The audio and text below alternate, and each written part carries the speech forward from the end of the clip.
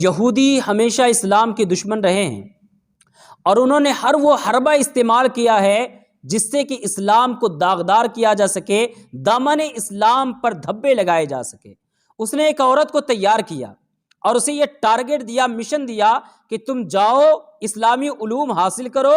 اور وہاں جا کر کے قرآن میں صرف یہ ڈھونڈنا ہے تم کو کہ قرآن میں کون سی آیت ہے جس سے کہ عورتوں کی بے عزتی ہوتی ہے، عورت کا رسپیکٹ کم ہوتا ہے۔ تم کو ایسی آیتیں ڈھونڈ کے نکال کر کے لانی ہے اور ہم اس کو پوری دنیا میں پھیلا دیں گے۔ وہ عورت پوری تیاریوں کے ساتھ اسلامی علوم حاصل کرنے کے لیے یونیورسٹیوں اور بڑے بڑے اداروں میں جاتی ہے، علم حاصل کرتی ہے، بڑے بڑے علماء سے رابطہ کرتی ہے، انٹرنیٹ کھنگالتی ہے، قرآن کے شروع سے لے کے آخر تک کے تمام الفاظ کو پڑھتی ہے، اور ایک دن وہ آتا ہے کہ اللہ کے فضل سے وہ مسلمان ہو جاتی ہے۔ مسلمان ہونے کی وجہ جب اس سے پوچھی گئی تو اس نے کہا کہ میں نے پورے قرآن کو پڑھا اس نیت سے تاکہ اس میں کوئی آیت نکال سکوں جو عورت کے عزت کو کم کرتا ہو، لیکن میں نے پورا قرآن پڑھ دیا اور کہیں بھی مجھے وہ آیت نظر نہیں آئی جو عورتوں کی عزت کو کم کرتا ہو، بلکہ میں نے پورے قرآن کو پڑھا۔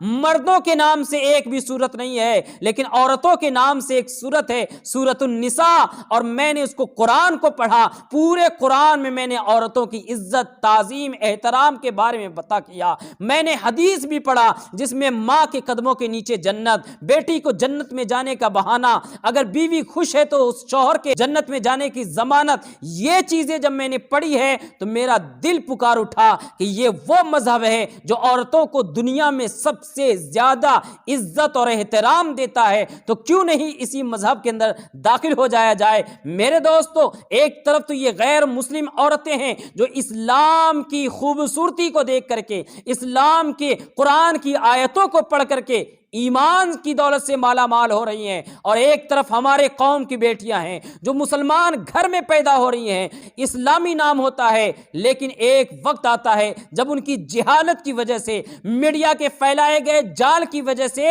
وہ غیر مسلموں کے ساتھ بھاگ جاتی ہے، اپنا ایمان اور مذہب تک چھوڑ دیتی ہے۔ ایک طرف مغرب میں مسلمان بن کر کے اپنی زندگی کو خوشگوار بنا رہے ہیں، اور دوسری طرف مسلمان گھروں میں پیدا ہونے والے اسلام کے دامن سے دور ہونے کی کوشش کر رہے ہیں۔ اگرچہ آنے والوں کی تعداد الحمدللہ بہت زیادہ ہے اور جانے والے کی تعداد آٹے میں نمک کی برابر ہے، لیکن میرے دوستو، اس جانے والے آٹے میں نمک کے برابر لوگوں کا بھی ہمیں خیال رکھنا ہے۔ ہمیں ان کی ہدایت کی دعا نہیں کرنی صرف، بلکہ ان کے ہدایت کے لیے، ان کے راہ راست پہ قائم رہنے کے لیے جد و جہد بھی کرنی ہے، مستقل محنت کرنی ہے، تاکہ ایسے لوگوں تک دین اسلام کا پیغام پہنچ سکے اور رسول اللہ کی امت کی بیٹیاں غیروں کے ساتھ بھاگنے سے پہلے 1000 بار سوچ سکے، ان کے دل میں اسلام کی محبت اس طرح پیدا کرنی ہے کہ کبھی غیروں کی طرف منہ اٹھا کر کے بھی نہ دیکھ سکے۔